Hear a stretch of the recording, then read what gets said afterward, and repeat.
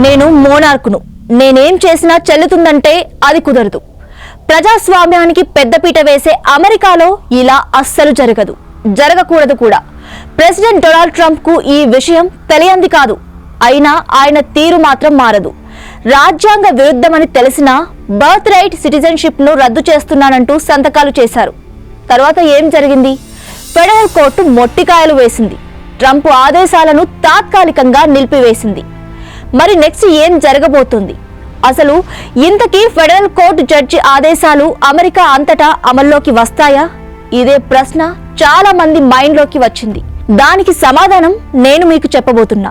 దానికంటే ముందు అసలు ఈ కేసు ఏంటో మనం తెలుసుకుందాం.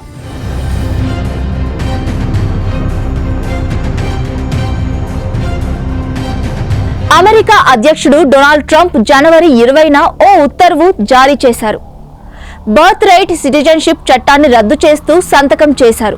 ఫిబ్రవరి 20, 2025 తర్వాత అమెరికాలో పుట్టిన పిల్లలకు పౌరసత్వం రాకుండా ఆదేశాలు జారీ చేశారు.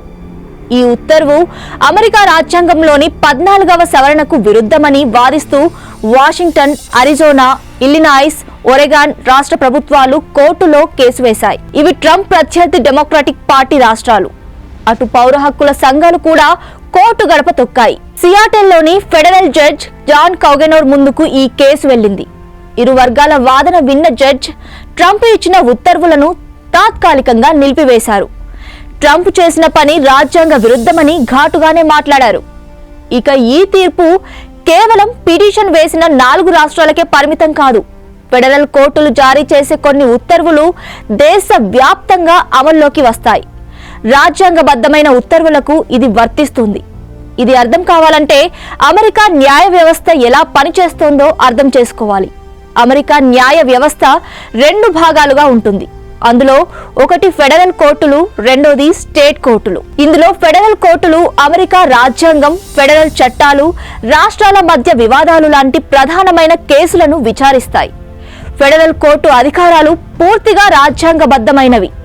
ఒక ఫెడరల్ కోర్టు జడ్జి తీసుకునే నిర్ణయం మొత్తం దేశానికి అమలవుతుంది. ఇండియాలో అలా ఉండదు. భారత్ లో ఒక రాష్ట్ర హైకోర్టు ఇచ్చే తీర్పు ఆ రాష్ట్రానికి మాత్రమే వర్తిస్తుంది. సుప్రీంకోర్టు తీర్పులు మాత్రమే దేశమంతా అమలవుతాయి. ఇండియాలో అయితే హైకోర్టు పరిధి సంబంధిత ప్రాంతాలకు మాత్రమే పరిమితమవుతుంది.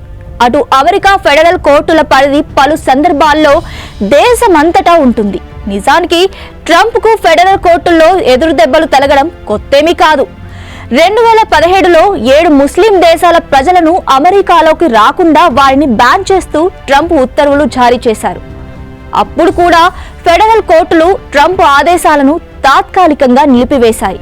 చివరికి ట్రంప్ సుప్రీంకోర్టు గడప తొక్కాల్సి వచ్చింది. ఇక 2012లో నాటి అమెరికా అధ్యక్షుడు డెఫరెడ్ యాక్షన్ ఫర్ చైల్డ్హుడ్ అరైవల్స్ అనే పాలసీని తీసుకొచ్చారు. ఈ పాలసీని 2018లో ట్రంప్ రద్దు చేయడానికి ప్రయత్నించినప్పుడు కూడా ఫెడరల్ కోర్టులు ప్రెసిడెంట్ ఆదేశాలను నిలిపివేశాయి. ఇప్పుడు అర్థమైందా అమెరికా ఫెడరల్ కోర్టులకు ఎంత పవర్ ఉంటుందో? ఇక ఫెడరల్ కోర్టు ఆదేశాల తర్వాత ట్రంప్ కు సుప్రీం కోర్టుకు వెళ్లే అవకాశం ఉంటుంది. ఇది రాజ్యాంగబద్ధమైన అంశం కావడంతో కేసు ఎక్కువ కాలం కొనసాగవచ్చు. రాజ్యాంగంలోని 14వ సవరణ ప్రకారం అమెరికాలో పుట్టిన వారికి అక్కడి పౌరసత్వం లభిస్తుంది. అయితే అదే సవరణలో ఒక పదాన్ని హైలైట్ చేస్తూ ట్రంప్ కోర్టులో వాదించే అవకాశం ఉంది. ఆ పదం సబ్జెక్ట్ టు ది జ్యూరిస్డిక్షన్.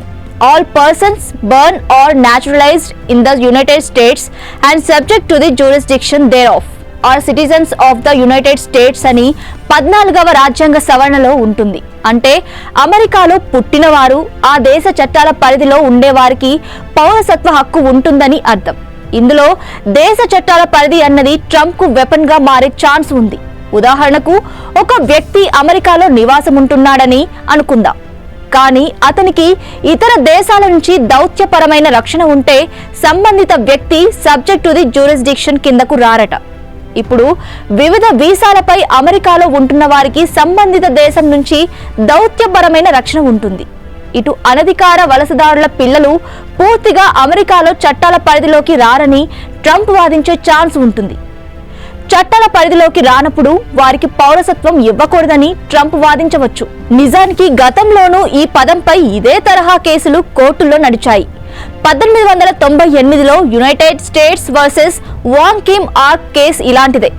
నాటి కేసులో సుప్రీంకోర్టు ఇచ్చిన తీర్పు చూస్తే ట్రంప్కు దెబ్బ మీద దెబ్బ పడడం ఖాయమనే చెప్పవచ్చు.